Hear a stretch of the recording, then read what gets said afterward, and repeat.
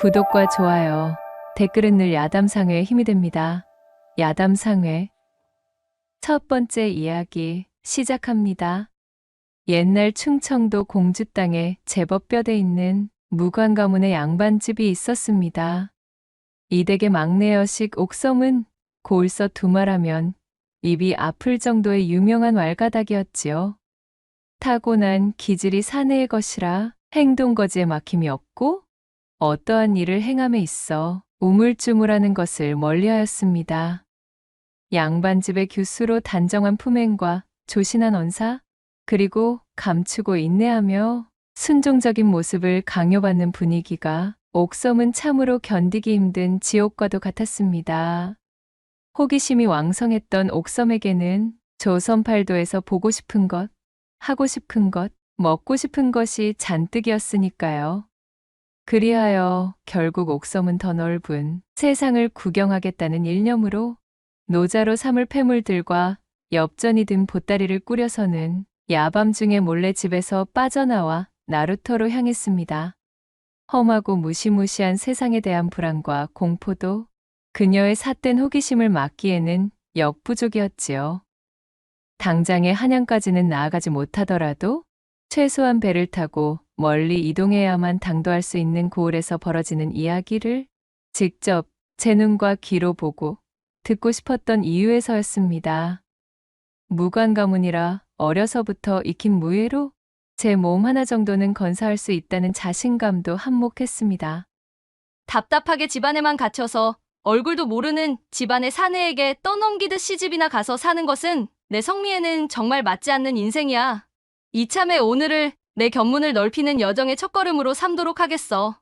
당차게 소리친 옥섬은 씩씩한 발걸음을 옮기며 배 위로 몸을 실었습니다. 생전 처음 배를 타고 넘실거리는 강물을 건너 건넌마을의 나루에 도착하자 옥섬은 속이 울렁거려 미칠 것만 같았습니다. 우욱, 세상에 배라는 것이 이토록이나 힘겨운 것이라니. 나의 역사적인 첫 모험의 시작부터 이리 모양 빠지는 꼬락서니가 될 줄은 누가 알았겠어? 두 번 다시 타고 싶지가 않구나. 그녀가 숨을 고르며 나루에 앉아 잠시 몸을 쉬고 있으려는데 어디선가 벼락 같은 고함 소리가 떠들썩하게 들려왔습니다. 저놈 잡아라! 옥섬이 고개를 들어 소리가 나는 쪽을 살펴보니 술라군들이 웬 사내 하나를 뒤쫓느라 역정을 내고 있었지요. 사내는 힘겹게 뜀박질을 하며 내달리는 모양새로 점점 옥섬과의 거리를 좁히고 있었습니다. 어머? 무슨 일이 벌어지고 있는 것인가? 저 사내가 어찌하여 내 쪽으로 오는 거야? 옥섬이 당황하여 허둥대는 사이 쫓기던 사내는 어느새 옥섬의 앞까지 당도하더니 힘겨운 목소리로 말했습니다. 미안하오. 내 초면에 면목 없으나 부디 이것을 좀 숨겨주시오. 무엇이? 아니 이보시오? 사내는 거의 반강제로 옥섬의 소매춤에 무언가 묵직한 것을 밀어넣고는 그 길로 나루의 반대편 골목으로 달아나고 말았습니다. 술라군들은 우르르 뛰어가며 사내를 뒤쫓았고 영문을 모르는 옥섬이 휘둥그레진 눈으로 제 옷소매에 손을 넣어 사내가 맡긴 물건을 꺼내보려는데 그 순간이었습니다. 저 작자와 한패인가? 저놈이 무엇을 맡기고 도망간 게지? 등 뒤에서 술라군 한 명이 옥섬의 손목을 잡아채더니 으름장을 놓으며 말했지요. 아니 생전 처음 보는 사내요? 나 역시 대체 이것이 무슨 일인가 싶어 확인해 보려던 것뿐이란 말이오. 그러자 술라군은 어림없다는 듯 콧방귀를 끼고는 우악스러운 손길로 옥섬의 소매춤을 뒤지며 털어내기 시작했습니다. 그러자 옥놀이개에 장식이 달린 고급스러운 은장도가 떡하니 나왔지요. 이것 좀 보시게? 이래도 시침을 뗄 작정이더냐? 도망간 놈과 한패로구먼. 훔친 작물을 이리 건네주고 도망간 것을 보니 아니 되겠다. 이보시오. 오해라고 하질 않소. 나도 아까 그 사내가 왜 나에게 이것을 주고 달아났는지 도통 영문을 모르겠단 말이오. 시끄럽다. 거짓을 고하다니 배짱도 좋구만. 어디 초소에 끌려가 투옥되어서도 거짓부렁이 나오나 두고 보자. 술라군은 옥섬의 변명을 들으려는 노력도 하지 않은 채 제 동료에게 손짓을 하더니 그대로 옥섬을 잡아 포박하고는 술라군 초소로 끌고 가버렸습니다. 새끼줄에 엮은 굴비의 모양새로 대롱대롱 초소로 끌려온 옥섬. 다른 자들이었으면 밑도 끝도 없이 닥친 시련과 해괴한 사달에 오금이 저려 벌벌 떠는 것이 정상이겠으나 옥섬은 오히려 모험을 떠난 시작부터 장황이 펼쳐지는 예상 밖의 전개에 잔뜩 들떠 신이 나 있었습니다. 자신이 살면서 야밤중에 술라군들의 초소에 끌려와 여기저기 구경해 볼 일이 어디 있겠나 싶어 그녀는 잔뜩 두근거리는 가슴을 꾹 억누른 채 여기저기 둘러보기에 여념이 없었지요. 옥섬을 잡아온 술라군은 도통 긴장하거나 무서워하는 낯빛이 아닌 이 처자의 태도가 참으로 어이가 없어 잡아온 그대로 초소에 마련된 간이옥사에 하옥시켜버렸습니다. 그놈이 잡혀오면 날이 밝는 대로 신문토록 할 것이다. 엄포를 놓고 돌아가는 술라군의 등 뒤를 바라보며 옥섬이 중얼거렸습니다. 여차하면 아버님의 이름을 대고 오해를 풀면 곧바로 풀려나겠지만 그리했다가는 집에서 몰래 도망 나와서는 모험길에 오른 나를 필시 가만두지 않으실 게 뻔하지. 다리 몽둥이를 문지르겠다며 길길이 날뛰실 것이야. 당분간은 사정을 지켜보며 버텨보아야겠다. 그렇게 옥섬이 옥사의 이모저모를 뜯어보며 처음으로 겪는 경험에 잔뜩 설레다 밤이 늦어 까무룩 잠이 들었습니다. 잠시 후 바깥이 요란하여 시끄럽게 옹성거리는 소리와 함께 횃불이 일렁이는 모양새에 잠에서 깬 옥섬이 두 눈을 비비며 부스스 일어났지요. 나루에서 자신에게 은장도를 건넨 뒤에 도망쳤던 그 도둑사내를 붙잡은 듯 그를 포박하여 초소로 들어오는 술라군들이 보였습니다. 술라군 하나가 옥섬의 앞쪽 옥사에다 사내를 무릎 꿇리고는 말했지요. 네 이놈, 이 여자에게 건넨 이 은장도 어디서 훔쳤느냐? 술라군의 물음에 끌려오는 내내 묵묵부답이던 도둑이 말했습니다. 나는 그것을 훔치지 않았소. 어허, 이놈, 말이 되는 소리를 해야 믿을 것이 아니냐? 그렇다면 너 같은 놈이 어찌하여 이토록 귀한 물건을 손에 넣을 수 있었느냐 말이다. 용모방망이로 도둑사내의 배를 쿡쿡 찌르며 술라군이 물었지만 도둑은 입을 다물고는 더 이상 아무런 대답도 하지 않았습니다. 술라조장이 관솔불 옆에서 작물의 은장도를 자세히 들여다보다가 깜짝 놀라고 말았습니다. 은장도 자루에는 정열부인 오병균 처라고 음각되어 있는 글귀가 불빛을 받아 선명하게 드러나지 않았겠어요? 오병균이라 하면 현재 충청감사로 부임하고 있는 바로 그 오대감이었습니다. 용머리로 장식한 은장도에 놀이개에 달린 옥장식 또한 보통 옥이 아닌 노옥이기에 내 범상치 않다 여기고 있었거늘 과연 오대감댁 부인의 패물이었구나. 참으로 간도 큰 도둑놈이로군. 여봐라, 이 도둑은 우리가 처리할 사안이 아니다. 내일 날이 밝는 대로 의금부로 넘기도록 하라. 그렇게 술라조장과 술라군들이 물러가자 옥섬이 도둑에게 말을 걸었지요. 이보셔요. 밤손님인 댁 덕분으로 내 처지가 지금 이 모양 이 꼴이오. 아닌 밤중에 거나하게 홍두깨를 맞아버렸는데 이거 어떻게 보상하실 생각이시오? 그러자 도둑이 사뭇 미안하다는 표정이 되어 중얼거렸습니다. 내 정말 미안하게 되었소. 당신까지 이리 잡혀오게 만들 생각이 아니었다오. 당장에 그 은장도를 저들에게 들키면 안 되는 깊은 사연이 있었기에 급박하게 숨겨야만 한다는 생각이 앞서 그만 처자를 말려들게 하고 말았구만.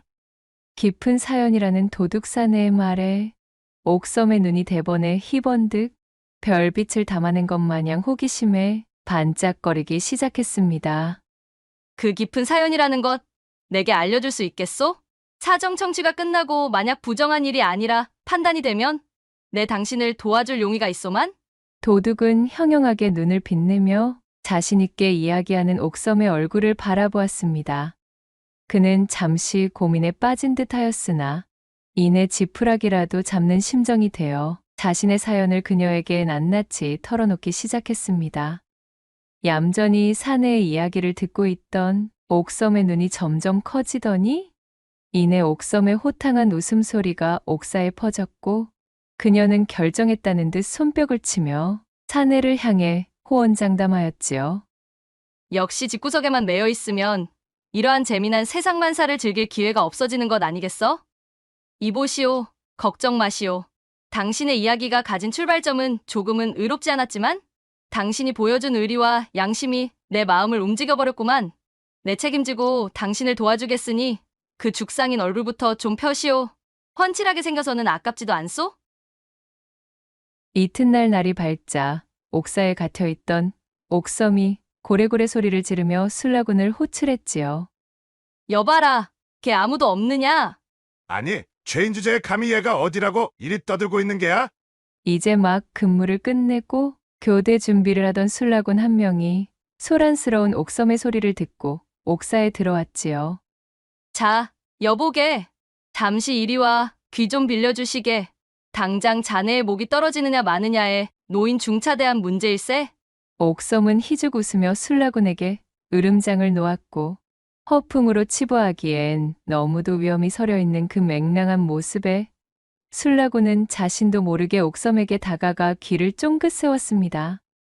옥섬이 그의 귀에다 대고 귓속말로 뭔가를 쏙닥거리자 자지러질 듯 놀란 술라군은 대번에 꽁지가 빠져라 바깥으로 튀어나가더니 이내 술라조장을 불러오기에 이르렀고 술라조장 역시 옥섬을 자세히 살펴보더니 말했습니다.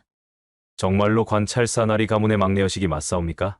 맞다면 증빙패를 보여주시지요. 수행하는 하인 하나 없이 홀로 나루에서 방황하다 잡혀왔다 들었기에 쉬이 믿기가 어렵다는 점을 헤아려 주시오. 옥섬은 대답 대신 자신의 품에서 가문의 문장이 선명히 음각되어 있는 목쇠를 내밀어 보였습니다.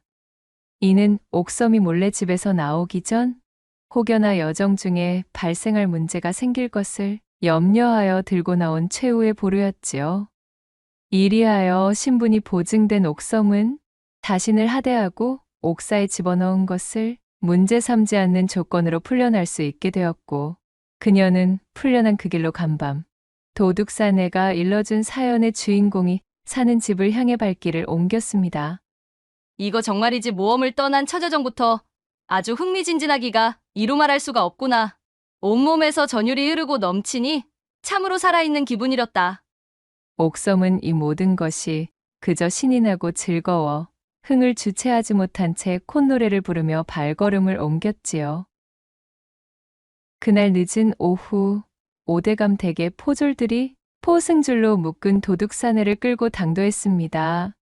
거기 무슨 일이냐? 대청마루 끝에선 오대감 댁 안방마님이 앞마당에 줄지어 늘어서 있는 포졸들을 내려다보며 잔뜩 위엄서린 목소리로 물었지요. 그 기세에 주눅든 포졸 중 하나가 쭈뼛거리며 앞으로 나서 고했습니다.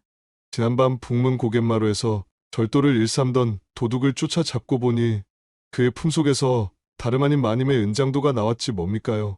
이자에게 그것을 추궁하였으나 당최 입을 열지 않고 버티기에 정확한 신문을 위하여 이리 데리고 온 것입니다. 마님.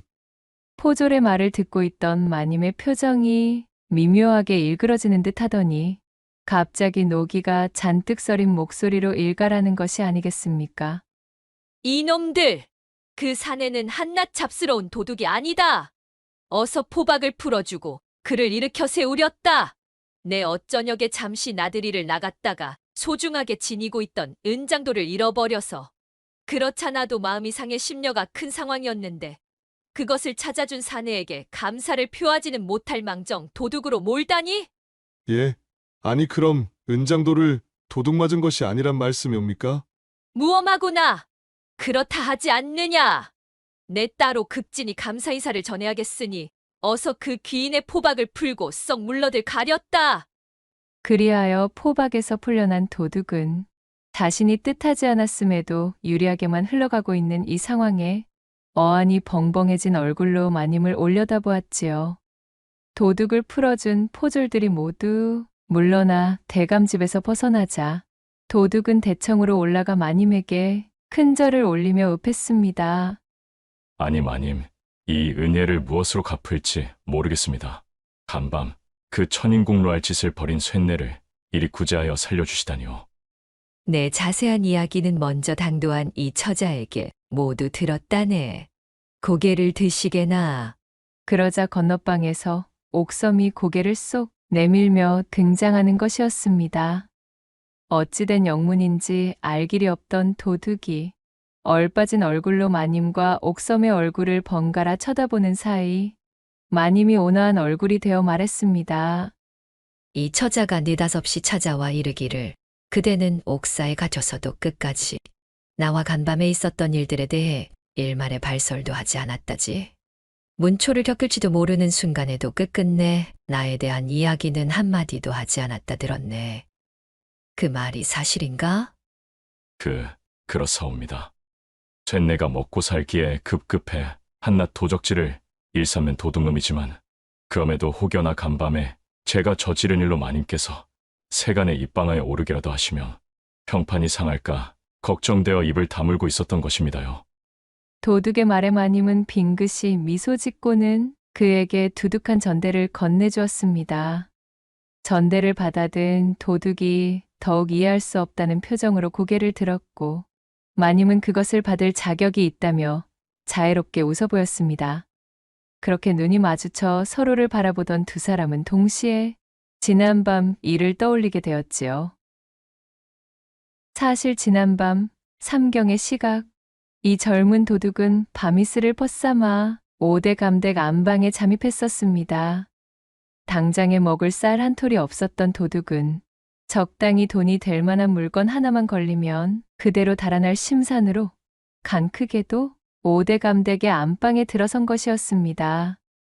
일찍이 5대 감은 도처에 첩을 열어두고 있었는데 충청감사로 부임한 이후로는 첩씨를 데리고 작은 살림을 차린 지 오래였습니다.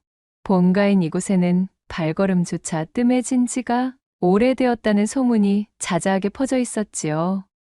그렇기에 젊은 도둑은 주인대감이 없는 집이 밤이슬을 맞으며 도둑질을 하기에는 손쉬운 대상이란 판단하에 5대 감댁을 고른 것이었습니다. 숨죽인 채 발소리를 없애고 이곳저곳을 뒤적이던 도둑은 문득 어둠 속에서 비단 속옷만 걸친 채 잠에 빠져있는 안방마님을 발견하였습니다. 그날따라 무슨 변덕의 바람이 분 것이었을까요?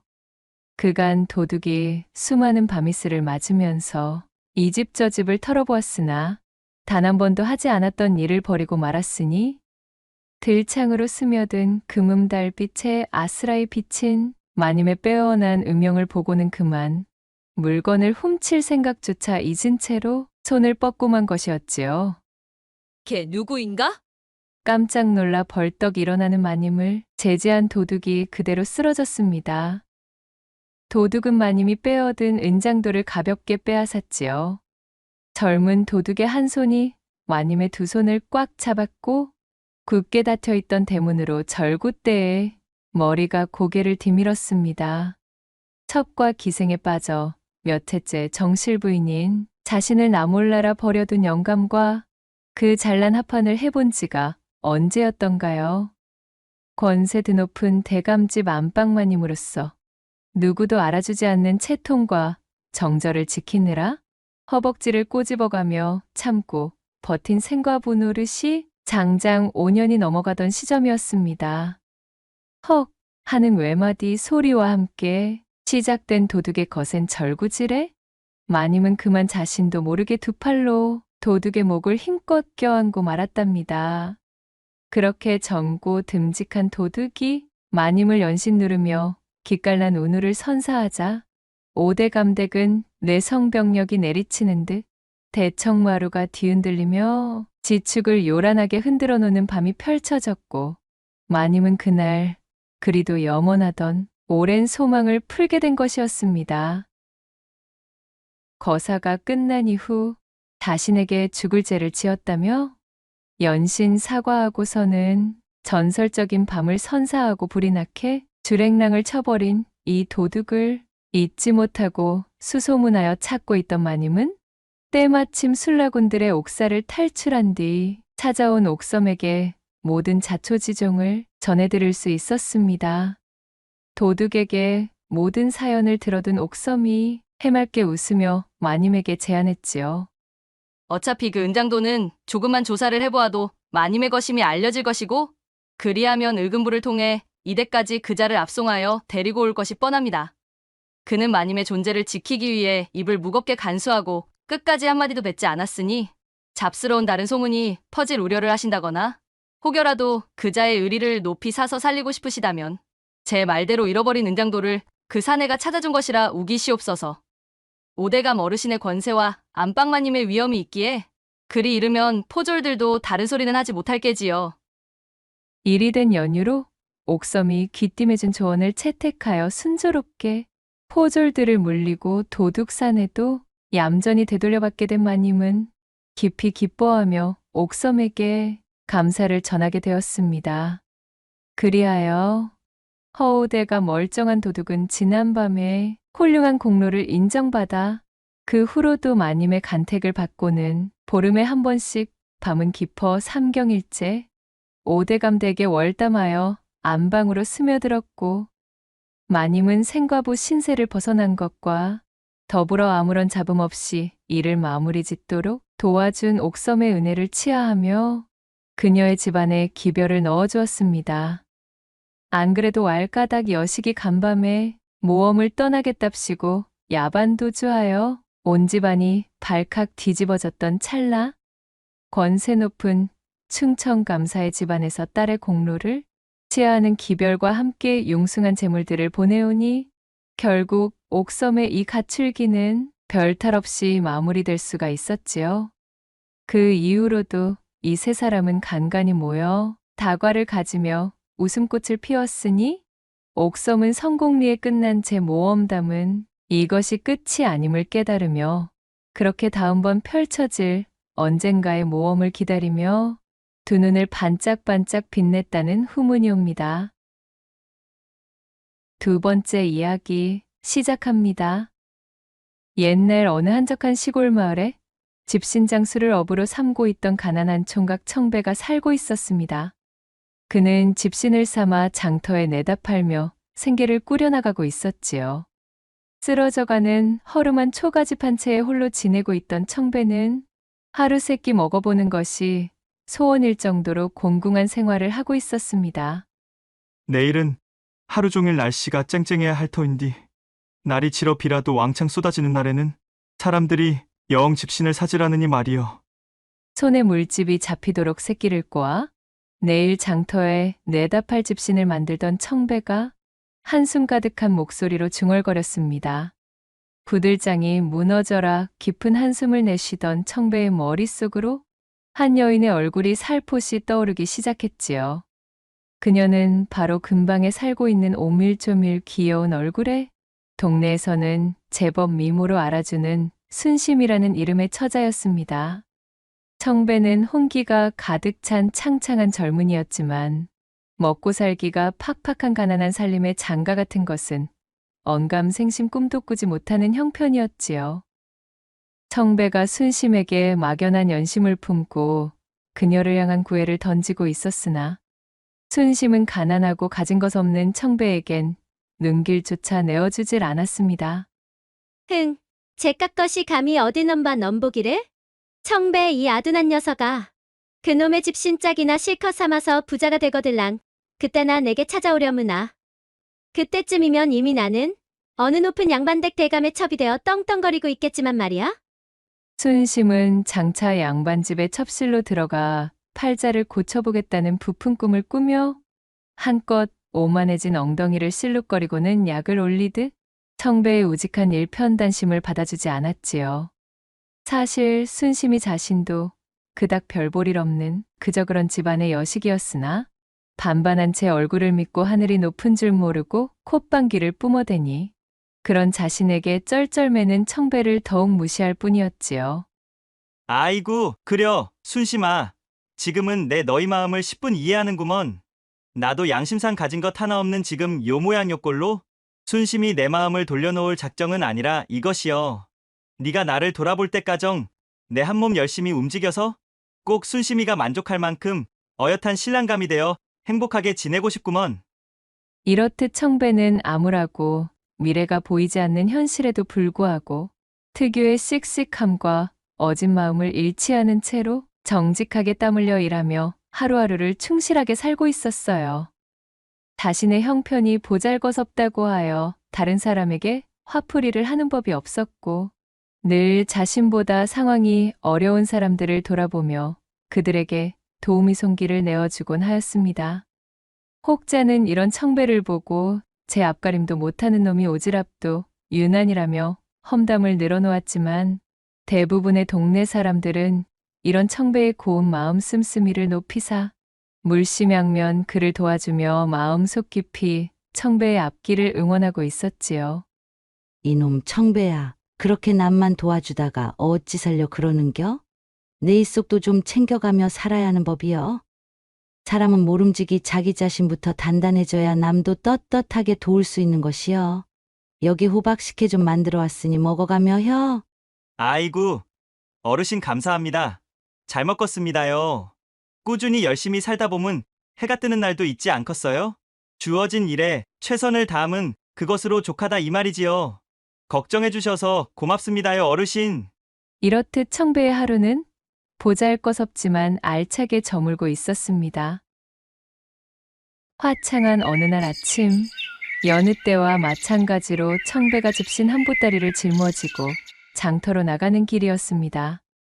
오전부터 쨍쨍 내리쬐는 햇볕을 받으며 걸은 터라 청배는 갈증이 심해 근처의 연못가를 찾게 되었습니다. 어휴, 먼 놈의 햇빛이 이리도 살벌하게 내리쬐는겨. 장터에 닿기도 전에 말라 자빠지겠구먼. 청배는 이마에 땀을 연신 훔치며 그늘에 누워 더위에 지친 몸을 잠시 쉬게 하였어요. 연못은 대대적인 가뭄이 오는 시기에 맞춰 물이 많이 말라있는 상태였습니다. 흙탕물이 아닌 맑은 물이 남아있는 조금 더 수심이 깊은 곳을 찾던 청배가 때마침 좋은 물가를 발견하고 그곳으로 몸을 옮겼습니다. 몸을 숙여 물을 한 모금 뜨려는데 어쩜 딱한 광경을 목격하고 말았지요. 물이 말라붙어 겨우 한 줌의 물만 남아있는 웅덩이에서 올챙이 한 마리가 몸을 팔딱이며 애처롭게 꿈틀거리고 있었던 것입니다. 얼씨구, 가엾게도 물이 말라 길이 끊겨 고립되었구먼. 이대로는 꼼짝없이 햇빛에 말라 죽게 생겼구나. 청배는 올챙이의 필사적인 몸부림을 측은한 눈빛으로 내려보며 말했습니다. 그는 손을 내밀어 올챙이를 물과 함께 떠올린 다음 옆에 수심이 깊은 물가에 내려주었습니다. 자, 얼른 가거라. 가서 이 역경을 딛고 장차 훌륭한 개구리가 되어야 한다. 알겠느냐? 청배가 웃으며 농을 건네자 올챙이는 마치 그 말을 알아듣기라도 한 듯 한동안 청배의 근처에서 떠날 줄을 모르다가 몸을 휘휘 돌려 인사를 건네는 듯 하더니 물가 저편으로 사라졌습니다. 그렇게 올챙이를 살려준 청배도 시원하게 물을 들이켜 갈증을 해가라고는 무거운 걸음을 옮겨 장터를 향한 발길을 재촉하였지요. 그로부터 며칠이나 지났을까요? 모처럼 한 짐 가득 메고 갔던 집신을 다 팔고 기분 좋게 장터에서 나온 청배가 호탕하게 웃으며 중얼거리던 날이었습니다. 이거 정말 늘 오늘만 같으면 소원이 없겠구만 그래. 평소보다 집신을 너무 많이 삼아서 못 팔고 집이 썩으면 어쩌나 싶었는데 아주 모처럼 신명나게 장사가 잘 된 날이었어. 기분이 날아갈 것 같던 청배가 씩씩하게 웃으며 집을 향해 돌아가려는데 어둑어둑해진 숲길 사이로 요란한 개구리의 울음소리가 들려왔지요. 때마침 갈증이 심했던 청배가 목도 축일 겸 연못 쪽을 향해 들어서니 미끈하게 잘 빠진 개구리 한 마리가 연잎 위로 뛰어오르더니 청배를 향해 울음소리를 내었습니다. 어랍쇼, 이 개구리는 어째 좀 신기한 면이 있구먼. 청배가 개구리와 눈이 마주쳐 유심히 살펴보았어요.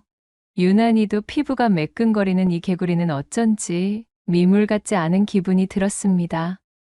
청배를 바라보며 목청껏 울음소리를 내던 개구리는 신기하게도 청배와는 인연이 있다는 듯 제자리에서 폴짝거리며 그를 반기는 듯 보였습니다.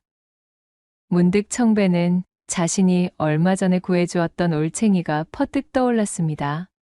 에이, 설마 싶었지만 혹시나 하는 마음에 허리를 숙여 개구리를 향해 물었지요. 설마 일전에 그 올챙이가 너니? 내가 이 말을 이해한다면 바보 같은 말처럼 들리겠지만 마치 나를 알아보는 양 이리 친밀하게구니 예사 개구리가 아닌 듯 싶구나. 청배의 말이 끝나기가 무섭게 개구리에게서 자욱한 연기가 퍼지며 요란한 소리가 나더니 이윽고 연기가 가신 청배의 눈앞에는 웬 젊은 여인이 서 있었습니다. 여인은 청배가 짝사랑하던 순심과는 비교도 할 수 없을 정도로 눈부시게 단아하고 아름다운 미모를 지니고 있었지요. 청배가 두 눈을 비비며 자신이 보고 있는 광경을 의심하는 사이 여인이 입을 열어 청아한 목소리로 말했습니다. 은희님 저를 기억하고 계시는군요. 일전에 제 목숨을 구해주신 것에 대해 감사 인사를 드리고 싶던 차에 때마침 은희님께서 지나가는 것을 발견하고 목청껏 울고 있었답니다. 여인의 말에 청배는 제 눈과 더불어 제 귀까지 의심할 수밖에 없었습니다. 네, 내가 지금 꿈을 꾸고 있는 거요. 올챙이가 개구리로 변하였다는 것은 자연의 이치에 맞는 소리이지만 개구리가 사람으로 그것도 이리 아리따운 처자로 둔갑한다는 소리는 아무리 내가 못 배운 놈이라 하여도 일찍이 들어본 적이 없는 일입니다요. 넋이 나간 표정으로 어리둥절하게 서 있던 청배를 향해 여인은 화사하게 웃으며 말을 이었습니다. 사실 저는 이 연못에 털을 내리고 근방을 관장하여 다스리는 숲속 신령의 막내 여식이옵니다. 호기심이 왕성하던 제가 그만 규율을 어기고 자꾸만 인간들이 사는 땅으로 무단 외출하는 일이 잦자 함부로 행동하는 것을 노여워한 아버님께서는 제게 올챙이가 되는 형벌을 내리셨지요. 그렇게 벌을 받는 기간 동안에도 호기심을 참을 수 없었던 저는 연못 밖을 향해 나서려다 그만 물이 말라버린 웅덩이에 고립되고 말았던 것입니다. 그런 저를 은희님께서 구해주셨고요. 제 목숨을 구해주신 은희님께 보답을 하기 위해 이리 모습을 드러내게 되었답니다. 여인의 설명을 듣고 있던 청배가 쑥스러워하며 불쑥 끼어들었습니다. 정말 그것이 사실이란 말입니까요? 하지만 나는 그저 허둥대는 올챙이가 아니 그러니까 저기 처자가 가여워 그랬을 뿐 딱히 칭찬받을 일을 한 기억은 없구만요. 그 말을 들은 여인은 살짝 웃으며 대꾸했습니다. 이리도 겸손하시고 착한 마음씨를 가지신 분이시니 제 눈이 틀리지 않았음을 다시 한번 알게 되었습니다. 부디 제가 곁에서 모시며 보온하고 싶어요. 아버님께도 이미 몽땅 말씀드린 터이니 부디 저를 내치지 말아주셔요. 자신에게 벌어진 믿기지 않는 일과 연이어 들어오는 행운에 청배가 얼떨떨한 표정으로 입만 벙긋거리고 있는 와중 개구리 여인은 청배에게 다가서 아름다운 미소를 보이며 굳히기에 들어갔습니다. 그럼 서방님으로 모시는 것을 허락한 것으로 알겠습니다. 앞으로는 저를 향이라 불러주시옵소서.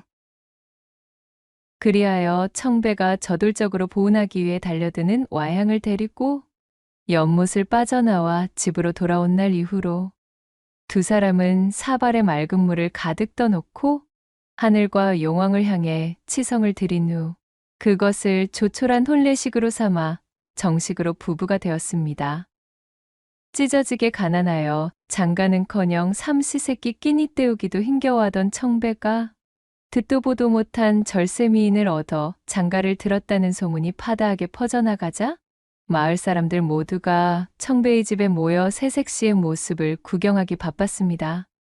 사람이 건실하니 가진 것이 없어도 인품 덕에 저리 어여쁜 색시도 다 얻는구먼. 곁에서 지켜보기 딱 하였는데 아주 잘 되었어. 아, 그러게 말이여. 순심인지 작심인지 고 맹랑한 것 꽁무니만 쫓아다니면서 이용만 당하는 것이 참으로 불쌍하였는데 이리 근사한 색식감을 숨겨놓고 있었을 줄 누가 알았느냔 말이여. 이렇게 청배를 지켜보던 사람들이 저마다 덕담을 나누던 와중 일편단심 자신에게 매달리며 다른 여인은 쳐다도 보지 않던 청배가 장가를 들게 되자 순심이는 이루 말할 수 없는 시샘이 나서 견딜 수가 없었지요.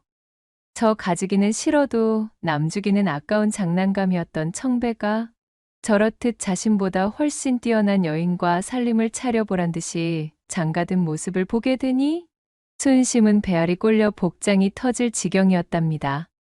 정말이지 참으로 열이 뻗치네. 저 멍청하고 손에 쥔 것 하나 없는 거렁뱅이 녀석 따위가? 무슨 수로 저런 미인을 얻어 장가를 들었담? 감히 나 좋다고 쫄래쫄래 따라다닐 때는 언제고? 저저 좋아가지고 실실거리는 얼굴 꼬라지를 좀 보라지? 뭔가 마음대로 부려먹던 것을 빼앗긴 기분이 드니 배알이 꼴려서 밤에 잠도 오질 않잖아. 순심이는 이를 바득바득 깔며 언젠가 꼭 청배를 골탕 먹이겠다는 마음을 단단히 품은 채 콧바람을 뿜으며 휙 몸을 돌려 제 집으로 돌아가 버렸습니다. 한편 순심이 그러거나 말았거나 와양은 청배의 색시가 되어 물심양면 그를 보필하고 지극하게 모셨어요. 그녀가 청배의 곁을 지키게 된 이후로 청배의 살림은 눈에 띄게 자리를 잡기 시작했습니다. 집신만 삼느라 다른 것에 몰두할 여유가 없었던 청배의 퀴퀴하고 쓰러져가던 초가는 와양의 손길이 닿는 곳마다 반짝반짝 윤이 나며 버젓한 집이 되어가고 있었지요. 와양의 꼼꼼하고 야무진 내조 덕분에 청배는 예전보다 배는 더 빠르고 안정된 솜씨를 부려 튼튼하고 질 좋은 집신을 더 많이 만들 수가 있었으니 살림은 차츰차츰 불어나기 마련이었습니다. 그뿐 아니라 달이 휘영청 하늘에 걸린 밤이 되면 어여쁜 색시를 꼭 끌어안고 입을 맞추며 매일 밤 황홀한 사랑을 나누고 근사하게 보내니 청배는 입이 귀에 걸려 웃음이 떠나질 않았습니다. 자신의 인생이 이렇게나 아름다워도 되나 싶어 새벽만 되면 와양이 사라지지는 않았는지 자신의 이불 옆을 확인해보곤 하였답니다. 그럴 때마다 자신의 옆에서 곤히 잠들어 새근거리는 숨소리를 내고 있는 와양을 보고는 가슴을 쓸어내리며 흡족한 웃음을 띠는 것이었지요. 그렇게 영원할 것만 같던 행복한 시간, 일은 벌어지고 말았으니 어느 날 아버지를 뵙고 오겠다며 연못으로 돌아갔던 와양이 밤늦게 집으로 돌아와 청배 앞에 다소곳이 앉았습니다. 줄곧 마음을 졸이며 아내를 기다리던 청배가 무사히 돌아온 와양을 반겼지요. 와양의 손에는 신기한 모양새의 단지가 들려 있었는데 생김새로 봐서는 요강으로 보이는 물건이었습니다. 으잉? 아니, 임자. 손에 들려있는 그 단지 같은 것은 무엇이오? 생긴 것으로 보면은 흡사 요강 같기도 한 것이 도통 뭔지 모르겠구먼. 서방님, 이것은 고민 끝에 제 고향에서 가져온 진귀한 물건입니다. 이것을 과연 서방님께 내어드려도 될까? 매일을 깊은 생각에 잠겨보았지만 역시 저는 서방님이 좀 더 풍요로워졌으면 하는 마음이 큰 바 잘못될 위험을 무릅쓰고 가져온 것이지요. 와양은 청배 앞에 단지를 내밀며 조금은 걱정스러운 말투로 말했습니다. 서방님, 단지 안에 무엇이든 넣어보셔요. 아내의 뜻모를 이야기에 청배는 머리를 긁적이며 방 주변을 두리번거리다 자신이 삼고 있던 집신 한 짝을 주워들고는 단지 속에 집어넣었습니다. 임자가 하는 말이니 허튼 소리는 없다는 걸 잘 알고 있지만 그래도 이게 지금 뭐라는 것인지 도통. 쉿! 일단은 잠자코 지켜보셔요, 서방님. 와양이 눈을 찡긋 깜빡이자 청배는 입을 다물었고 이윽고 단지에서 모락모락 뿌연 연기가 피어나더니 세상에나 이럴 수가요. 단지에서는 청배가 집어넣었던 집신짝과 똑같이 생긴 집신들이 산처럼 쏟아져 나오기 시작했습니다. 깜짝 놀란 청배가 뒤로 자빠지며 엉덩방아를 찢자 와양이 쓰게 웃으며 말했습니다. 이것은 단지 속에 넣으면 무엇이든 그 양을 늘려주는 신묘한 물건이지요. 모쪼록 서방님께서 요긴하게 사용해 주셨으면 좋겠어요. 아니, 임자. 그게 정말입니까요?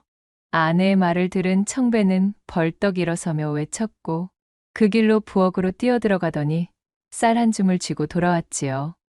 이윽고 청배는 단지 속에 쌀 한 줌을 집어넣으며 두근거리는 얼굴로 지켜보았고 단지에서는 또다시 연기가 피어오르더니 이내 파도 같은 쌀더미를 쏟아내기 시작했습니다.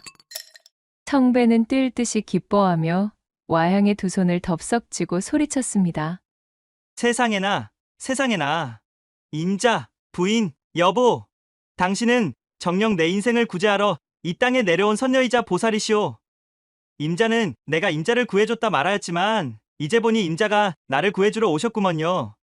아이처럼 좋아하며 방방 뛰는 청배를 올려다보는 와향의 눈빛엔 어쩐지 뜻모를 불안함과 걱정스러움이 묻어 있었지만 사랑하는 제 서방이 이리도 좋아하는 모습을 본 뒤 고개를 가로젓고는 평소대로의 환한 웃음으로 답해 주었습니다. 청배는 신이나 산처럼 불어난 집신들과 쌀알더미들을 정리하며 콧노래를 흥얼거렸습니다. 매일 늦은 밤까지 집신을 삼지 않아도 되니 이 어찌 좋지 않을 수가 있겠냔 말이여. 이제 그 시간들을 아껴 더욱 임자와 행복하게 지낼 수 있겠구먼. 그러나 안타깝게도 그런 일은 일어나지 않았지요. 제 아내와 행복하게 지내는 것을 꿈꾸던 청배가 제 노력이 아닌 그저 요행으로 올바른 길로 나아가는 것은 어쩌면 불가능한 것이었을지도 모를 일이었습니다. 와향의 불안이 현실로 들이닥치는 데는 석 달이 채 걸리지 않았으니까요.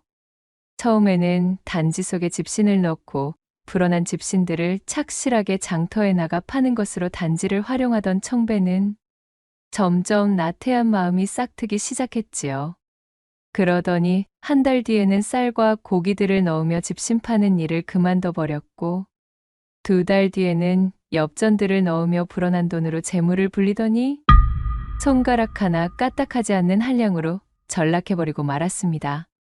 성실하고 똘망똘망하던 그의 눈은 어느새 탐욕과 타성에 젖어 있었습니다. 으하하, 인생이 식은 죽먹기이니 가히 천국이로구나. 부지런하고 남을 돕기 좋아하던 청배는 사람이 완전히 달라지고 말았지요. 으리으리한 기와 집과 하인 여럿을 부리는 벼락부자가 되고 보니 청배의 어질고 곱던 마음은 흔적조차 없어졌습니다. 처음에는 마을 사람들도 청배의 자수성가를 축하해주며 큰돈을 벌게 된 청배를 응원하는 분위기였으나 개구리 올챙이적 생각하지 못하는 모양새로 거만하게 행동하는 청배를 보고서는 모두들 학을 떼며 청배와 멀어지고 말았습니다. 아니, 어떻게 사람이 하루아침에 저리 변할 수가 있단 말이오, 그래? 그간 보여준 모습들이 진짜인지 아니면 지금의 저 모습이 원래의 청배 모습인 건지 금간이 안 되는구먼. 아, 이 사람아. 당연히 저 모습이 제 본 모습 아니겠나? 사람이란 모름지기 제 손에 쥔 것이 많을 때 뒤로서 자신의 모습이 나온다고 하질 않나?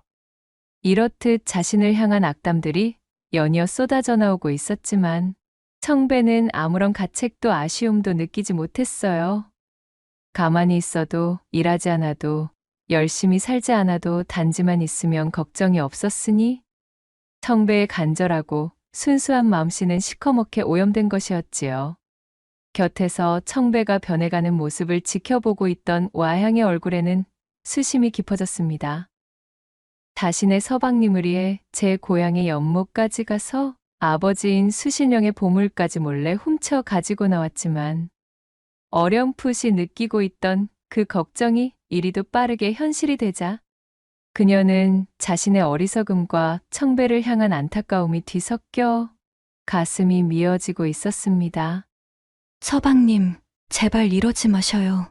서방님께서는 이런 분이 아니셨잖아요. 부디 사욕에 멀어버린 눈을 뜨시고 정신을 좀 차려보셔요. 바짓가랑이를 붙들고 간곡하게 청하는 자신의 아내를 거칠게 밀치며 청배가 소리쳤습니다. 거참, 귀찮게 굴지 좀 마시오. 당신도 사내대장 부인 나의 커다란 그릇을 알아보고 내게 시집 온 것이 아니었수? 삼시세끼 밥만 잘 먹으면 좋겠다는 하찮은 꿈을 꿨다고 지금 당신마저 나를 무시하는 게야? 내 이제서야 원 없이 떵떵거리며 살게 되었거늘 감히 어느 누가 나에게 이래라 저래라인가? 반쯤 돌아가 버린 눈으로 자신을 대하던 예전의 그 상냥함마저 잃은 채 그렇게 매몰찬 사람이 되어버린 청배를 바라보는 와향은 매일을 눈물과 회한으로 보내고 있었습니다. 허나 청배의 막무가내 같은 가관의 기행은 여기서 끝이 아니었지요. 벼락 부자가 된 청배는 이제 목표를 재물에서 여자로 돌린 사람이 된 것처럼 기방에 드나들며 기녀들의 분냄새를 옷에 묻혀오기 시작했습니다. 흥청망청 탕진하며 기방에서 큰돈을 쓰고 잔뜩 술에 절어서는 다음날 새벽이 되어서야 기방의 마당쇠에게 이끌려 들어오곤 하였습니다. 저 서방님! 깜짝 놀란 와양이 버선발로 달려나가 제 서방을 부축하려 하면 청배는 쌀쌀맞게 그 손을 뿌리치고 그녀를 향해 소리쳤지요. 어허이, 이거 놔라. 누구냐? 규실이냐? 아니면 매화더냐? 재미없고 따분한 마누라만 아니면 그 누구라도 좋다. 어서 술상을 들여오너라. 인사불성으로 취한 채 헛소리를 늘어놓는 청배는 이미 다른 세상의 사람이었습니다. 와양은 시름 깊은 얼굴로 한숨을 내쉬며 남편을 부축해 쓸쓸하게 집 안으로 들어섰습니다. 와양이 서 있던 흙바닥에는 그녀가 흘린 눈물 자국이 선명하게 남아 있었지요. 어머나, 이게 누구니? 청배아니더냐? 장가가고 나선 요즘 아주 재미가 좋다지? 몰라보게 불어난 재물을 축내는 즐거움으로 하루가 모자란다는 소문이던데 참말이니? 그렇게 1년이 지난 어느 날 기방가에서 돌아오던 청배를 막아 세운 것은 다름 아닌 순심이었습니다. 허! 순심이 요 맹랑한 계집이 내게 먼저 말을 거는 날이 오기는 하는구먼. 그 잘난 양반님네 첩실로 들어간다는 꿈은 아직도 꾸고 계시고 여전히 우리 고을에 남아있는 것을 보니 어째 뜻대로는 흐르지 않는 모양이로구먼. 지난날 순심에게 당했던 수모를 되갚아주기라도 하는 듯 청배는 잔뜩 독이 오른 혀로 순심을 향해 쏘아댔습니다. 순심은 피식 웃고는 청배의 곁에 찰싹 다가서며 말했지요. 양반이든 상놈이든 그저 떵떵거리기만 하면 그것으로 만사가 좋은 거 아니겠니? 보아하니 청배 너도 그토록 아리따운 색시가 있음에도 정 붙일 데가 없어 이리 방황하고 있는 것 같은데 이참에 어떠하니? 매번 지겹게 기방이나 향하는 그 발걸음 말이야. 이제 질릴 때도 되었지 싶은데. 그러고 보면 예전에 우리 참 좋았잖아. 아니 그렇느냐? 말을 마친 순심이 청배의 허리춤에 손을 착 감으며 교태를 부렸고 그런 그녀의 모습에 청배는 씩 웃으며 답했습니다. 순심이 너의 그 더러운 속물 근성은 내 일찍이 잘 알고 있었지만 변함없이 참으로 뻔뻔하기 그지없는 행태로구먼. 허나 아주 딱 좋다 이거야. 내 이제는 순심이 네가 원하는 재물과 폐물은 모두 줄 수 있는 사람이 되었느니라. 어떠냐? 내가 그토록 첩실의 노릇을 염원하던 돈 많은 사내가 바로 눈앞에 있지 않느냐? 내게 납작 순종하며 내가 하라는 것은 분말 없이 따르는 삶을 살아보겠느냐? 대신 그 대가로 평생 쓰고도 다 못 쓸 영겁의 재물로 남부럽지 않게 떵떵거리며 살게 해주마.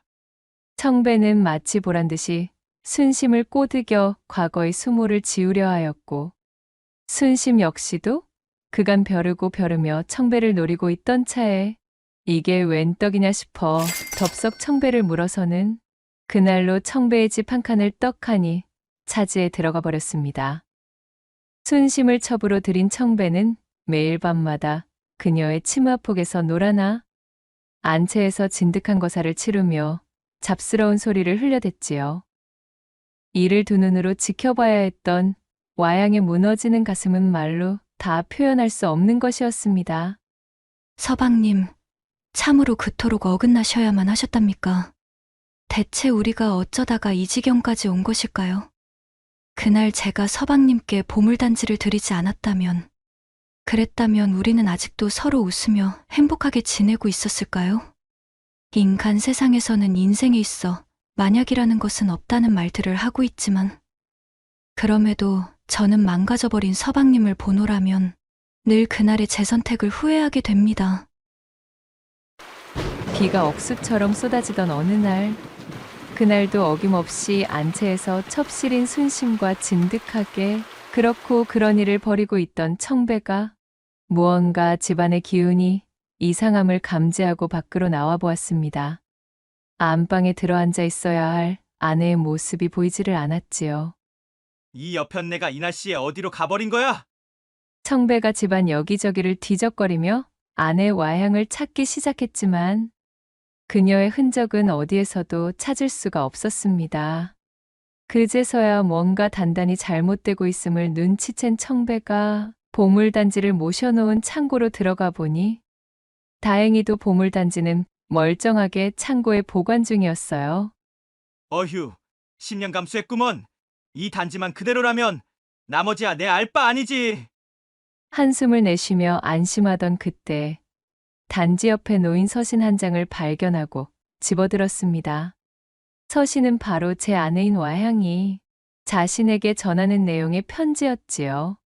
서방님, 아무래도 이젠 제가 서방님의 곁에 머물러 있을 이유도 또한 그럴 필요도 없어 보여. 제가 지내던 곳으로 돌아가려 합니다. 그간 서방님이 저에게 보여주었던 다정하고 상냥했던 모습. 저는 눈을 감을 때까지 잊지 못할 것이어요. 일은 이리 흘러가고 말았지만 그럼에도 서방님께서는 여전히 제 목숨을 구해준 은인이십니다. 서방님을 원망하거나 질책하지 않아요. 오히려 저에 대한 후회와 통탄뿐이랍니다. 부디 눈을 뜨시고 본래의 어진 모습으로 돌아오시길 바랄게요. 언제나 만수무강하시고 항상 서방님의 앞길이 밝게 펼쳐지길 기원하겠어요. 그동안 참으로 감사했습니다. 담백하게 하지만 절절하게 제 마음을 담아 꾹꾹 눌러 쓴 와향의 서신은 청배의 마음을 깊이 움직일 법도 하였지만 청배는 이제 와향은 아무래도 좋았어요. 단지만 제 곁에 둘 수 있다면 와향은 연못으로 돌아가든 다시 개구리가 되든 상관없는 일이었습니다. 청배는 와향의 편지를 구겨 무심하게 땅바닥에 던져버렸어요. 나원 참, 청승맞게 뭐 하자는 것인지 원. 나에게는 이 보물단지만 있으면 된다 이거야. 청배가 씩 웃으며 주머니 속에서 엽전을 하나 꺼내 단지에 집어넣으며 중얼거렸습니다. 바로 그때 등 뒤에서 순심의 목소리가 들렸지요. 신나게 거사를 치르던 도중 밖으로 나간 청배가 돌아올 기미가 없자 그를 찾으러 나섰던 참이었습니다. 아니 좋은 거 하다가 말고 이 날씨에 방 밖으로 기어나가서는 그래. 이런 외딴 창고에서 혼자 뭘 하고 있는 거요? 청배는 목덜미의 털이 바짝 서는 느낌에 화들짝 놀라 뒤를 돌아보았습니다. 그 순간 단지에서 희뿌연 연기가 피어올랐고 결국 순심은 단지 속에서 뿜어져 나오는 엽전들을 두 눈으로 목격하고 말았지요. 아니, 이것이 대체? 그간 순심에게 보물단지의 존재를 비밀로 붙이고 있던 청배는 자신이 막대한 부를 이루게 된 비밀이 들키자 깜짝 놀라 그녀를 밀쳐냈습니다. 하지만 이미 모든 것을 알아차린 순심의 눈에는 도끼와 탐욕이 가득 차버렸지요. 그 단지 당장 이리 내놓지 못해? 감히 지금껏 잘도 그 요술 항아리인지 뭔지에 대해 입 꾹 닫고 함구하고 있었다 이거지? 순심은 표독스럽게 외치며 청배에게 달려들었고 이윽고 청배가 허둥대다 뒤로 넘어진 틈을 놓치지 않고 단지를 빼앗아 그 길로 주랭랑을 쳐버렸습니다. 아니 저런 저 망하려 편내가 저거. 청배는 욕지기를 뱉으며 벌떡 일어나 순심을 쫓기 시작했고 추적추적 내리던 빗줄기는 더욱 거세지고 있었습니다. 단지를 훔쳐 달아나던 순심은 마을 근처의 나루까지 있는 힘껏 도망쳤습니다. 내 눈으로 보고도 믿을 수 없지만 어쨌든 이 신통방통한 단지만 있으면 더 이상 청배, 그 더러운 놈의 집에 들러붙어 밤마다 괴팍한 명령을 들으며 고약한 첩시 노릇을 하지 않아도 평생을 놀고 먹을 수 있단 말이야. 버티고 버티니 나에게 이런 행운이 찾아오는구나. 순심은 욕심에 절은 희번득한 눈을 빛내며 광인처럼 소리쳤지요. 나루에서 배를 잡아타고 청배에게서 도망쳐 먼 곳으로 향할 작정이었습니다. 그리고 그 순간 저만치에서 낯을 꼬나쥐고 달려오는 청배가 보였지요. 이 도둑년, 썩 거기 서지 못해. 청배 역시 동공이 풀려 돌아 있는 눈으로 무섭게 쫓아오고 있었습니다. 그것은 마치 피가 거꾸로 솟는 도깨비의 형상과도 같았지요. 그 괴이한 모습에 간담이 서늘해진 순심이 몸을 돌려 도망쳤고 이성을 잃은 청배가 무서운 속도로 순심을 따라잡아 그녀의 뒷머리채를 틀어지는 순간이었습니다. 하늘이 찢기는 듯한 요란한 굉음과 함께 눈앞이 샛노랗게 번쩍이더니 우레 같은 벼락이 내리쳐 청배가 쥔 낫을 향해 직격으로 떨어졌고 청배와 순심은 찍소리도 내지 못한 채로 그 자리에서 절명하고 말았습니다. 순심이 소중하게 품고 있던 보물단지는 바닥으로 떨어지며 산산조각 났고 단지의 파편들에서는 자욱한 연기가 피어오르며 흔적도 없이 사라져버렸지요. 그렇게 모든 것이 너무도 허망하고 허무하게 끝나버린 뒤 고요한 빗소리의 끝에 남은 것이라고는 두 사람의 쓸쓸한 주검뿐이었습니다. 들판에 나뒹군 두 사람의 주거미로 스산한 빗소리가 뒤덮여 주변이 이상하리만치 잠잠하던 찰나 어디선가 구슬프기 그지없는 개구리의 울음소리가 들려왔습니다. 마치 제 서방의 안위를 걱정하기라도 하는 듯 목청이 터져라 울부짖고 있었지요. 그 이후로도 이 고을에서는 비가 세차게 내리는 날이면 어디선가 구슬픈 개구리의 울음소리가 서글프게도 들려와 온 마을을 뒤덮었다는 후문이 전해져 오고 있습니다. 마지막 세 번째 이야기 시작합니다. 옛날 옛적의 조선 봉대골이라는 작은 마을에 적당한 홍기를 맞은 처녀 한 명이 살고 있었습니다. 처녀의 이름은 월임으로 비록 풍족하지 못한 살림의 집안에서 기근에 시달리며 어렵게 자랐지만 구김살 없이 화사한 미소를 지니고 있어 마을 사람들 누구나 칭찬이 자자할 만큼 어여쁜 사람이었지요. 아주머니 안녕하세요. 어이구, 월임이 아니냐? 요거싸. 너는 어째 날이 갈수록 고와지는 것이? 코올리게 모양 새던 게 엊그제였는데 이제 정말 시집가도 되겠어. 아이 참 창피하게 그런 말씀 마셔요. 저는 아직 제 부모님 곁을 떠나고 싶지 않은걸요. 얼씨구, 방금의 내 그 말 때문에 온 마을 사내들이 눈물로 소매춤을 훔치느라 야단법석이겠구나. 이렇듯 월임의 미색이 절정에 닿아 그 꽃을 활짝 피우게 되었고 전부터 그녀를 흠모하고 있던 여러 사내들의 집안에서는 좋은 조건을 앞세운 혼담들을 줄지어 밀어넣기 시작했습니다. 월임의 부모는 제 여식만큼은 풍족한 환경에서 지내었으면 하는 바람으로 딸 앞으로 들어온 혼담들을 꼼꼼하게 살펴보고 있었지요. 이처럼 봉대골을 대표하는 미인 월임을 제 마음에 품고 혼담을 넣은 사내들 중에서는 품행이 바르고 행실이 모범적인 사내들이 대다수였지만 한편으로는 어딘가 뒤가 구린 사내도 있기 마련이었습니다. 그중 가장 악질인 사내가 있었으니 관군들의 대대적인 토벌을 피해 산중에서 도망쳐 나온 도적 출신의 양수가 그 주인공이었지요. 그는 산에서 도망 나와 신분이 들킬 것을 우려해 여기저기 떠돌던 중이었습니다. 어느 날 붕대골까지 흘러든 양수가 고을에서 얼마 떨어지지 않은 산중에 버려진 작은 암자를 발견하였어요. 암자가 꽤 오래 방치되었다는 것을 알아차린 양수는 그 즉시 꾀를 내었습니다. 절간에 버려진 낡은 승복을 주워 입고는 제 머리를 밀어 승려로 위장하였지요.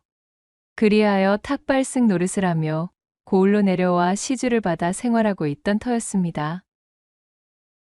여느 때와 마찬가지로 양수가 승복을 뒤집어 쓰고 시주를 받으며 봉대골 여기저기를 돌아다니던 중 우연히 월임의 집에 방문하였다가 월임을 처음 보고는 그만 첫눈에 반해버렸던 것이었습니다. 어머, 스님. 뒷산 폐암자에 새로운 스님께서 기거하신다 들었는데 그것이 스님의 이야기셨군요. 만나 뵙게 되어 반갑습니다, 스님. 양수를 발견한 월임이 합장하며 반갑게 그를 맞이했습니다. 입을 벌리고 월임을 바라보고 있던 양수가 당황하여 그제야 탁발승 흉내를 내었지요. 나 나무아미타불. 그러니까 그것이 예 맞습니다. 제가 바로 봉대골에 새롭게 불도를 전하고자 당도한 승려이지요. 소순에게 자비를 베푸시어 시주 좀 부탁드리려만. 얼빠진 얼굴로 워림을 바라보다 아차 싶었던 양수가 헛기침을 하고는 합장을 하며 말했지요. 워림은 아무런 의심 없이 양수를 탁발승으로 오인하였고 집안에서 먹을 만한 것을 조금 가지고 나왔습니다. 이거 시죽거리가 변변찮아. 면목이 없습니다, 스님. 그리 형편이 넉넉한 집안이 아니라서요. 아니요. 무슨 그러한 말씀을. 부처님께 자비를 보이는 일에 경중이 어디 있겠습니까? 그럼 감사히 받겠습니다. 워림은 양수를 향해 밝게 웃어 보이며 꾸벅 인사를 하였고 양수는 워림이 내민 먹거리를 시주 주머니에 담으며 그녀의 환한 미소에 넋을 잃고 말았습니다. 워림의 집을 나와 먼 골목으로 접어들자 양수는 마치 초연에 빠진 사춘기의 소년이 된 기분이 되어 콩닥거리는 심장을 부여잡고는 중얼거렸지요. 이거야 원. 산전수전 다 겪으며 수라장을 헤쳐온 내가 겨우 계집 하나에 이리도 정신을 놓는 경우가 생기다니 세상 참 오래 살고 볼 일이로구만. 그나저나 그 미모가 상당히 훌륭하던데 어떻게 방법이 없으려나? 재버릇해 못 준 도적 출신의 양수가 온갖 망나니스러운 생각들로 머리를 가득 채워보았지만 지금의 가짜 탁발승 처지로는 워림에게 무엇을 해볼 방도가 없었습니다. 양수는 입맛을 쩝 다시며 워림의 집을 돌아보았습니다. 저만치서 집으로 들어가는 그녀의 뒷모습을 눈에 담은 후 떨어지지 않는 발걸음을 옮겼지요. 그날 이후 워림에게 단단히 빠져버린 양수는 틈만 나면 시주를 가장하여 워림의 집 근처를 배회하기 시작했습니다. 어느 날 양수가 다른 집에서 시주로 받은 인절미를 들고 워림의 집 앞으로 찾아왔습니다. 워림에게 맛있는 인절미를 나눠줄 생각으로 잔뜩 들떠 보였지요. 그녀의 집 담벼락에서 얼쩡대고 있으려니 담 너머 안쪽에서 워림과 그녀의 어머니가 대화하는 목소리가 들려왔습니다. 얘야, 그래서 어느 집 혼담에 응할 것인지는 따로 정해둔 것이 있느냐? 어머니 저는요? 저 아래 물레방아 옆집의 최씨 아저씨네 둘째 아들이 제일 괜찮은 것 같아요. 오냐? 그래, 이 어미의 생각도 그러하구나. 아무래도 적당히 살림살이도 번듯하고 밥 굶을 일도 없는 데다가 또 너무 형편이 차이가 나서 시집살이를 하느라 시달릴 만한 집도 아니고 말이야. 사실 혼인 따위는 아무래도 좋은데 저는 아직 이 집을 떠나고 싶지 않은걸요. 이 집에서 어머니와 함께 지내고 싶은데. 으이구 이거사, 혼담도 다 때가 있는 법이고 혼기도 놓치면 다시는 돌아오지 않는 법이란다. 젊음은 마냥 너의 곁에 머무는 선물이 아니니 그런 소리 일랑 접어두고 괜찮은 조건의 혼담이 들어올 때 미루지 말고 얼른 날짜를 잡자꾸나. 내 매파 할멈에게 근시일 중으로 우리 집에 들르라 전해놓으마. 알겠어요, 어머니. 본의 아니게 두 사람의 대화를 엿듣게 된 양수는 당장 발등에 불이 떨어진 기분이었습니다. 이대로 구경만 하다가는 워림이 최씨네 둘째 아들 놈인지 뭔지에게 넙죽 시집을 가게 생겼으니 말이지요. 자신은 워림에 대해 아무런 자격도 없지만 그렇다고 순순히 그녀를 빼앗기고 싶은 마음은 전혀 없었던 양수는 궁리를 거듭하던 끝에 한 가지 묘책을 떠올렸습니다. 이튿날 양수는 목탁과 염주를 챙겨들고 워림의 집을 방문했지요. 조어들은 연부를 기세 좋게 읊조리며 시원스레 목탁을 두드리던 양수는 소리를 듣고 사립 밖으로 나와 본 워림의 어미를 향해 호들갑을 떨기 시작했습니다. 나무아미타불 관세음보살. 모른 척 지나가려 하여도 집안에 달라붙어 있는 애끼가 원혼이 너무도 강렬하여 도저히 발이 떨어지지 않는구나. 아니 스님, 그것이 무슨 말씀이십니까요? 애끼라니요? 난데없는 불길한 소리를 내뱉는 스님의 연불 소리에 워림의 어미는 놀란 눈으로 반문했습니다. 그녀가 미끼를 물자 더욱 신이 난 양수는 엄살 섞인 몸짓으로 목탁을 두드렸지요. 애끼라 함은 모름지기 엄청난 원한을 품고 스스로 유명을 달리한 뒤 제 꼬락서니와 똑같이 당할 희생자를 물색하여 저승길에 데려가고자 혈안인 그야말로 악독한 원혼. 보살님의 집터에 그 지독한 액기가 달라붙어 있구려? 양수가 흥이 오른 거짓부렁으로 엄포를 놓아대자 월임의 어미는 사색이 되고 말았습니다. 그녀는 양수의 소매자락을 붙들고 말했어요. 아니 스님, 설마 우리 집에 무슨 병고를 가져오는 것은 아니겠지요? 그간 지독히도 가난하게 지내오면서 이제야 겨우 딸아이 혼담으로 형편이 조금 밝아지나 싶던 차에 대체 이게 무슨 소동인지 모르겠습니다요. 바로 그것이 문제입니다.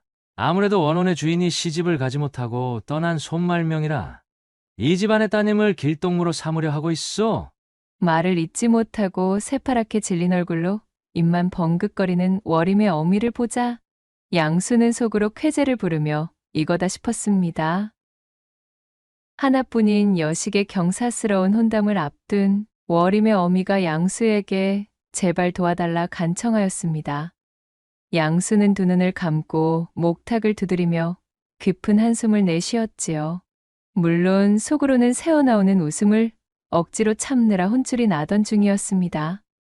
참으로 안타까운 이야기지만 이 액기는 그리 간단한 방법으로 퇴치할 수 있는 수준의 것이 아니외다. 양수가 거드름을 피우며 버티고 있으니 결국 월임의 어미는 땅바닥에 주저앉으며 애원하기 시작했습니다. 스님, 무엇이든지 할 터이니 제발 제 딸 좀 살려주십시오. 아직 꽃도 피워보지 못한 저 어린 것이 부모 잘못 만나 지금까지 고생만 하며 살아왔는데 이제서야 혼사를 앞두고 허리 좀 펴나 하는 와중에 참말로 이게 무슨 청천벽력 같은 소리십니까요? 월임의 어미는 목 놓아 눈물을 흘리며 소리쳤고 양수는 한쪽 눈으로 실눈을 뜬 채 그녀를 힐끗 내려다본 뒤 헛기침을 하며 무겁게 입을 열었습니다. 방법이 아예 없는 것은 아니외다. 액기에게 곁을 내주지 않을 만한 법력을 지닌 사람과 짝을 이룬다면 따님의 신변에는 아무런 해도 없을 것이오. 그의 말에 월임의 어미가 눈을 번쩍 뜨고 자리에서 일어나 물었습니다. 스님, 그러한 법력을 지닌 사람이 대체 누굽니까요? 어지간한 범인이 그런 신통력을 지닐 리가 없지 않습니까? 물론 그러합니다. 예컨대 저같이 오랜 기간 수행을 쌓은 숙녀 정도가 그런 능력을 가지고 있다 할 수 있지요? 네, 아니 스님, 혹시 그렇다면? 예, 맞습니다. 따님을 제게 내어주셔서 혼사를 치르게 되면 이번 액기는 어떻게 막아볼 수 있을 듯도 합니다만. 허나 스님, 출가하신 분이 어찌 혼인을 하실 수가? 월임의 어미가 살며시 의심의 눈초리를 보내자 양수는 버럭 기세를 높여 대꾸하였습니다. 물론 실제로 혼인을 하는 것은 아니지요. 그저 혼인의식을 가장하여 원혼의 눈을 속이며 또한 그것을 징표 삼아 액기의 접근을 막자는 것입니다. 아무튼 천기라 할 만한 유일한 방법을 알려드렸으니 어떠한 결정을 내리든 그것은 이 집안 사람들의 자유겠지요? 아무튼 따님의 명줄은 바로 보살님의 결정에 달려있음을 유념하시기 바랍니다. 양수는 오히려 언짢다는 듯 이야기하였고 월임의 어미는 난색을 표하며 입을 다물고 말았습니다. 마지막 쐐기를 박을 차례라 여긴 양수가 거드름을 피우며 말했어요. 선택은 빠르면 빠를수록 좋으니 부디 신중하게 고려해야 할 것이오. 저는 내일 아침이면 이 봉대골을 떠나 수행길로 오를 예정이니 내일 다시 들러 부인의 결정을 들어보겠습니다. 이 말을 끝으로 양수는 목탁을 두드리며 돌아가 버렸고 가짜 탁발승의 뒷모습을 눈으로 쫓던 월임의 어미는 망연자실한 표정으로 굵은 눈물만 뚝뚝 흘리고 있었습니다. 그날 밤 월임의 어미는 제 딸의 목숨을 구하는 일이라는 생각에 결국 마음을 청했습니다. 사정을 전해들은 월임 역시 의연한 모습을 보이려 애썼지만 벅차오르는 슬픔까지는 차마 감출 수 없었지요. 탁발승에게 시집을 가야만 하는 이 운명의 장난 같은 현실에 한숨이 나왔습니다. 어머니, 너무 슬퍼하지는 마셔요. 제 팔자에 정해진 운명이 그러하다면 어쩔 수 없이 따라야지요. 저는 괜찮을 거예요. 자신의 어미가 슬퍼할 것을 염려해 아무렇지 않은 척하는 딸의 마음을 알기에 월임의 어미는 붉어지는 눈시울을 감추지 못했습니다. 그렇게 야속한 시간이 훌쩍 흘러 다음 날이 되었고 양수가 등에 뚜껑이 달린 커다란 망태를 짊어지고 워림의 집에 나타났지요. 길을 떠날 채비를 끝낸 워림이 제 부모와 마지막 인사를 나누고 있었습니다. 자신의 계략대로 일이 풀린 것을 확인한 양수는 입이 귀에 걸리는 것을 참기 위해 많은 노력을 기울여야 했어요. 그래, 마음은 정하셨는지요? 애써 침착한 모습으로 양수가 운을 떼자 슬픈 얼굴로 딸을 살펴보고 있던 워림의 어미가 모든 것을 체념한투로 말했습니다. 예, 스님. 변고를 피하기 위해서는 정령 이 방법밖에는 없질 않겠습니까? 부디 제 여식을 잘 부탁드리겠습니다, 스님. 나무아미타불 관세음보살. 그 점은 걱정하지 마시지요. 저 역시 함부로 천기를 누설하여 하늘의 뜻을 거스른 몸. 이미 워림낭자와 저는 운명의 한 배를 탄 것과 마찬가지입니다. 애끼에 대한 걱정은 하지 않으셔도 좋습니다. 저와 함께 멀리 떠난다면 애끼도 더 이상 따님께 달라붙는 일은 없을 테지요. 스님, 앞으로 모쪼록 잘 부탁드리겠습니다. 워림까지 앞으로 나서 자신을 향해 고개를 숙이자 양수는 이미 천하를 얻은 듯 심취하여 기세가 올랐습니다. 자, 워림낭자, 고을을 떠나 애끼의 영향이 닿지 않는 곳에 당도할 때까지는 조금 불편하시겠지만 이 망태 안에 계셔야 하겠습니다. 이는 당연히 양수의 거짓말로 눈에 띄는 미인인 워림을 데리고 봉대골을 빠져나가다가는 고을 사람들의 쓸데없는 이목을 끌어 제 계략이 들통날 것을 우려했기에 고민 끝에 이런 술책을 쓰게 된 것입니다.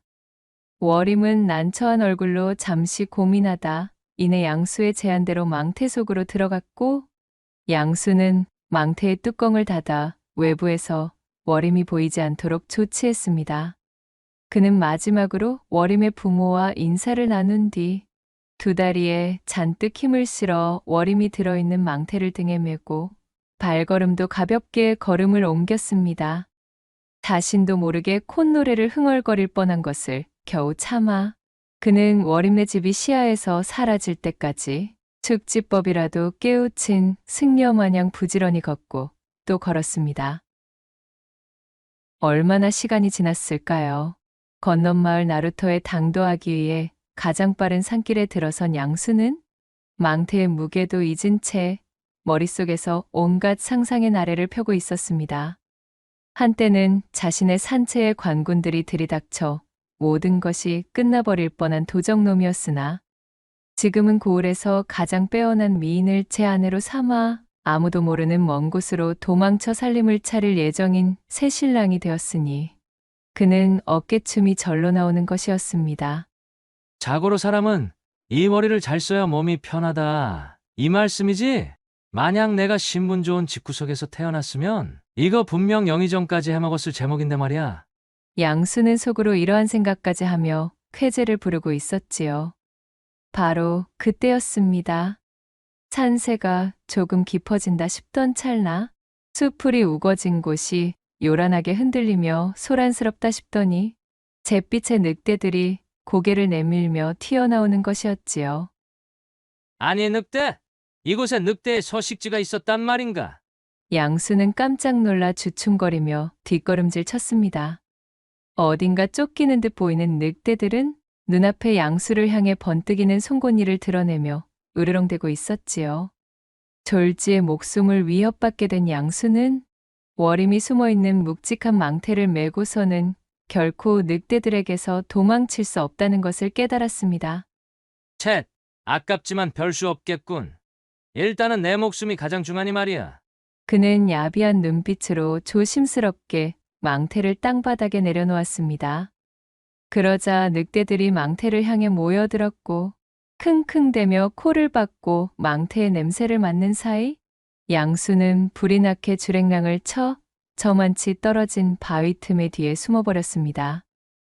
늑대 중 한 마리가 망태의 뚜껑을 발톱으로 긁으며 열어젖히려던 때 수풀 속에서 바람을 가르는 소리와 함께 화살이 날아와 늑대의 옆을 스쳐 지나갔고 화들짝 놀란 늑대들은 꼬리를 말고 도망쳐버렸지요. 이윽고 수풀에서 사냥꾼 차림의 한 사내가 모습을 드러냈습니다. 이런, 놓쳐버렸는가? 오래간만에 근사한 사냥감을 발견했거늘 이거 아깝게 되어버렸구먼. 그는 바로 이 늑대들을 뒤쫓던 건넌마을 사냥꾼이었습니다. 달아난 늑대들의 발자취를 쫓으려던 사냥꾼은 문득 주변과는 전혀 어울리지 않는 커다란 망태를 발견하였고 이를 이상하게 여겨 망태의 뚜껑을 열어보았지요. 어이쿠. 망태 속을 들여다본 사냥꾼은 몹시 놀라 엉덩방아를 찧었습니다. 눈물을 글썽이며 울고 있던 어림이 들어있었으니까요. 대관절 이것이 무슨 일이오?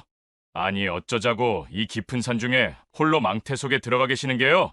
워림을 망태 속에서 꺼내주며 사냥꾼이 물었습니다. 그것이 사실은...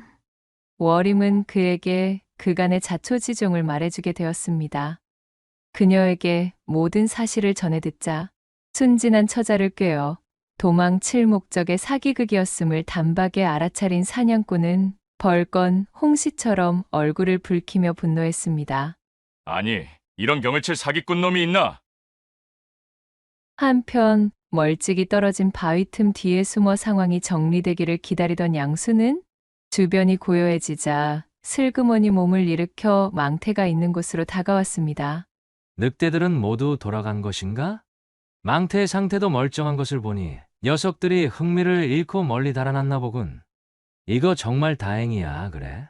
하마터면 애써 엮어놓은 월임낭자를 늑대밥으로 빼앗길 뻔했지 뭔가.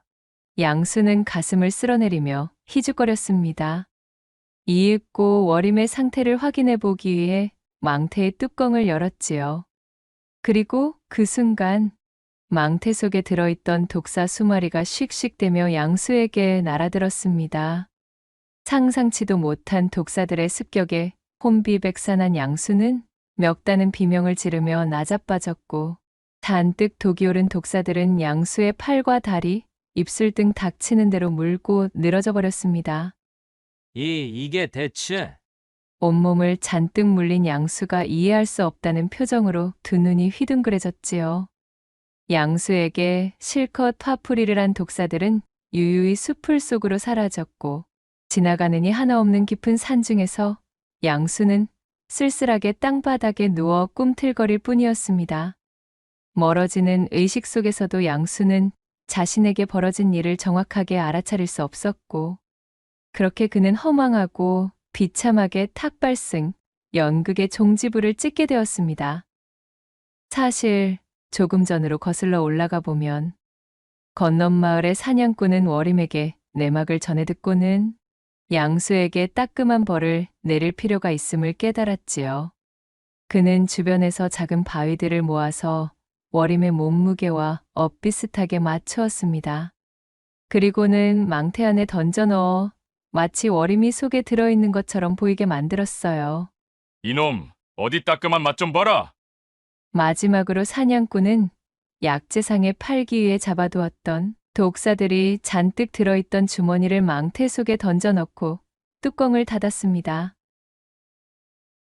그리하여 사냥꾼의 친절한 안내를 받으며 하산하여 무사히 자신의 집까지 되돌아올 수 있었던 워림은 하마터면 사기꾼의 새치 혀에소가 머나먼 땅에서 사기꾼의 아내로 살 뻔한 위험으로부터 벗어나게 되었습니다.